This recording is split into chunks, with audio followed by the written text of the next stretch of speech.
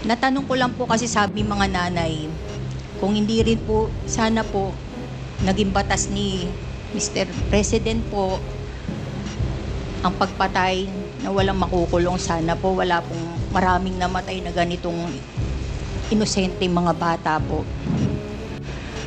At lalo din po kami nasaktan ng kalooban nung time pong nalaman namin na may reward. Parang ganun lang po, napaglaruan yung buhay ng mga mahal namin sa buhay. Mahirap po sa amin talaga.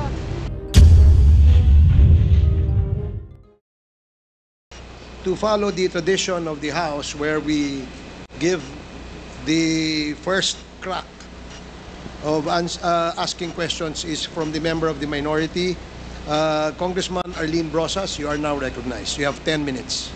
Thank you, Mr. Chair. Maraming salamat, Mr. Chair. Magandang umaga po sa ating lahat.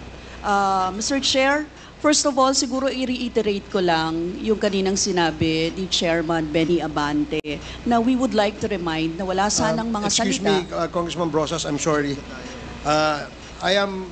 This is a oversight on my part.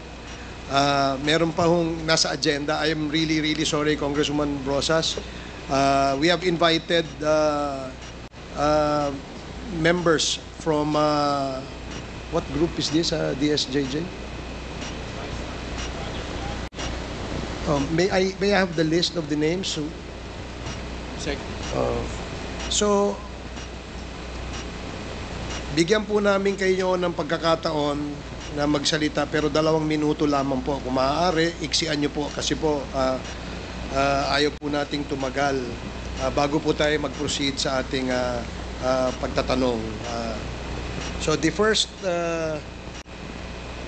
who's going to be recognized first? Okay. Opo. So we first recognize Father Flavi Villanueva.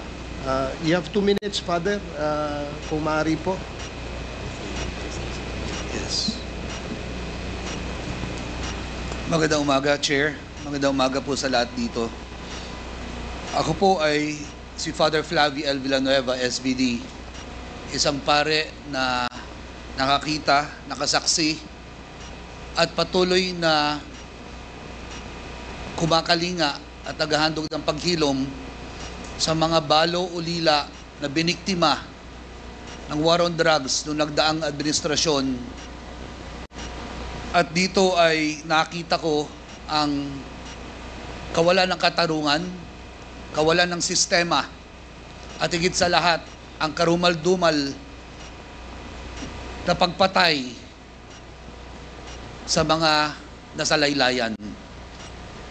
Aldrin Pineda, 13 years old. Bakit ako pinatay ni Omar? Si Omar ay isang pulis sa Tondo. Marca Alpina, pangarap ko maging pulis. Pero pulis din ang pumatay sa kanya, 3 taong gulang. Erwin, 29 years old. Ipagluluto kita ng pansit, bibili lang ako, pagbalik ko, pagdiriwang natin ang kaarawan mo. Hindi na siya bumalik at 6 na bala ang tumoda sa kanya. Naka-civilian pero kompleto sa battle gear. Si Berto ganun din. Ang huli niyang wika, papasada lang ako ng tricycle, pagbalik ko, pagdiriwang natin ang birthday mo, mahal. Civilian ang pumatay, pero tinorture, tinago, bago pinasabog ang bungo. Kung nagkaroon ng kawalan ng sistema sa pag-imbestiga, nagkaroon ng sistemang pagpatay sa kanila. Mahigit 200 ang kasama ko sa baba. Lahat sila may kwento. Lahat sila nawalan. At ang nawala sa kanya ay ang mga taong bumubuhay sa kanila. Katulad doon na sabi ko sa Quadcom, bago ko ibigay yung microphone sa mga kasamahan kong naririto sa pangunguna ni Randy De Los Santos na siyang kumakatawan sa program Paghilom at susunod magsasalita.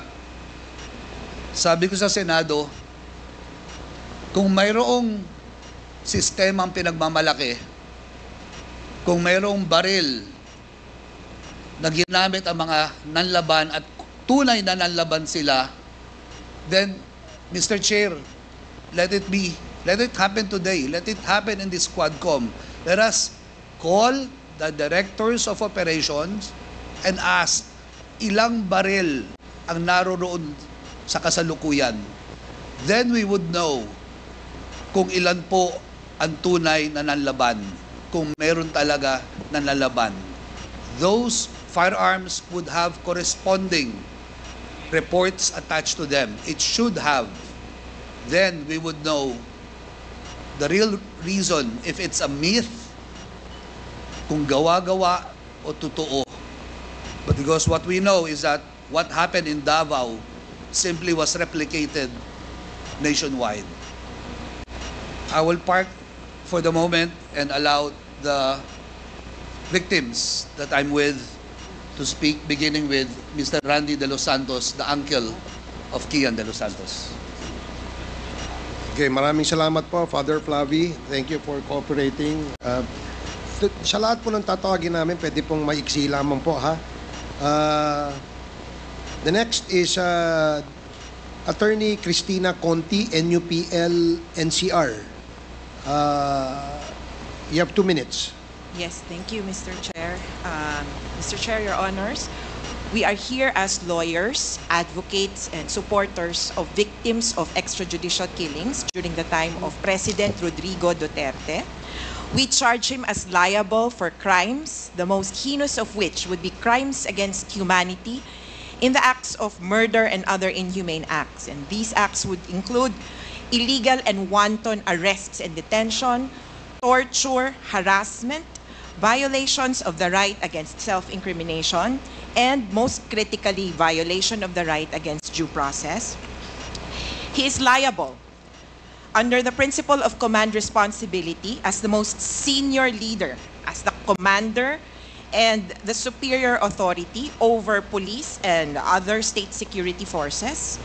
He is liable for conspiracy because of the institution of a state policy to neutralize, negate, whomever he identified as so-called quote-unquote enemies of the state under the guise of anti-drugs, anti-criminality, and anti-insurgency campaigns.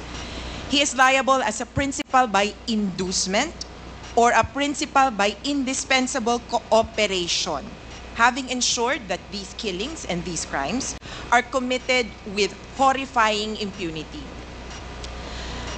Your Honor, kasama ko po ngayon ang mga parang sinakluban ng langit at lupa noong panahon na yon. Pero ililinaw po namin na hindi po kami sasama, hindi po namin susundin yung imbitasyon ni Presidente Duterte na sumama sa kanya sa impyerno. Dito lang po kami sa mundong ibabaw para Thank you, po Attorney ipaglaban Conti. ang katarungan. Opo. Your Honor, Please avoid Yes, Your Honor. taunting. Whatever, for lack of a better word, iwasan po natin yon. Yes, Kasi Your po, Honor. tayo po ay mga professional dito at gusto po natin na sana maging matiwasay yung ating pagpapakonduct ng hearing na ito. I hope you understand. yes, Your Honor. I'm just echoing statements from the Senate hearing, Your Honor. But anyway, ang para po sa amin, wala pong kapatawaran kung walang katarungan at walang katarungan kung walang katotohanan. Kaya ito pong pagkakataon na ito ay para po malaman kung bakit ang quote-unquote war on drugs, gera laban sa droga, naging massacre ng mahihirap. Kung bakit, akala ko ba ubusan ng droga, ang nangyari po, parang meron pa palang protector ng mga drug lord na nasa posisyon. At nandito po ang ating mga biktima para isalang po sa ating pong komite at sa investigasyong ito kung ano nga ba ang tunay na nangyari at kung sino ba ang dapat managot. Maraming salamat po, Mr. Salamat Chair. po. Salamat po, Attorney Conti. Ang susunod po na magsasalita ay si Miss Christine Pascual. 2 minuto lamang po, Mrs. kung maaari.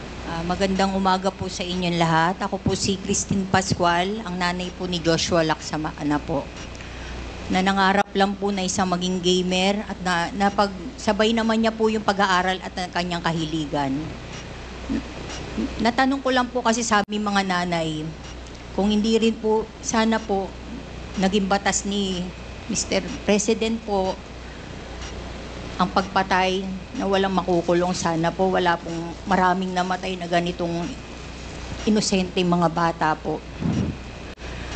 At lalo din po kami nasaktan ng kalooban nung time pong nalaman namin na may reward. Parang ganun lang po, napaglaruan yung buhay ng mga mahal namin sa buhay. Kaya kay biro man po o hindi, ang nasabi niya pong batas niya, hindi rin po maganda sa aming kamukha namin mga mahihirap. Kaya lang po lumalakas din ang loob namin. Ito na lang po yung paraan sa kamukha namin mga mahihirap kung paano po manawagan sa inyo at buksan po ang puso nyo na hindi po biro ang hanggang ngayon ang nararamdaman namin. Nagmahal lang po kami ng mga pamilya namin. Kaya ganito po kami lumalaban. Hindi sana magkakaroon ng ganitong maraming namatay ko. Nadisiplina po agad ang ginawang batas po ng ating presidente. Salamat po. Okay, maraming salamat po, Mrs. Ang sunod po ay si Miss Lore Paslo. Lore Paslo po. Pasko po. Lore Pasco, may 2 minuto po kayo, ma'am. Magandang umaga po sa lahat. Ako po si Liori Pasco. Nanay po ako ng 2 anak ko na pinaslang. Ano po yan? May 2017. Ito po ay isang security guard at ito naman po ay binata. Ang masakit po ay 4 po yung naiwan. Mahirap po sa amin talaga na hanggang ngayon po ay walang hustisya dahil po wala talaga pong masusing investigasyon para dun po sa mga pinaslang. Kaya nagpapasalamat po kami sa ganitong pagkakataon dito po sa binigay sa amin sa Quadcom na makadalo para po maipahayag namin ang kung anong nangyari po sa aming mga mahal sa buhay na pinatay na lang po ng ganon-ganon na lang po na wala pong tamang proseso po ng pag-iimbestiga. Kaya po isang ano rin po na kahit alam po namin talaga sa aming kalooban na talagang siyempre natatakot po kami. Pero ngayon po ay nakaharap na po namin si Presidente Duterte at sana po ay hinihiling namin na talagang lumabas po ang buong katotohanan na para po magkaroon na ng katarungan ang lahat po ng mga pinaslang, hindi lang po ang aking anak, kundi po lahat po ng mga pinaslang nung panahon ni Pangulong Rodrigo Duterte, yung madugong patayan po ng war on drugs. Maraming salamat. Sige po, salamat din po. Ang huling magsasalita ay si Miss Mary Ann Domingo. May 2 minuto po kayo, ma'am.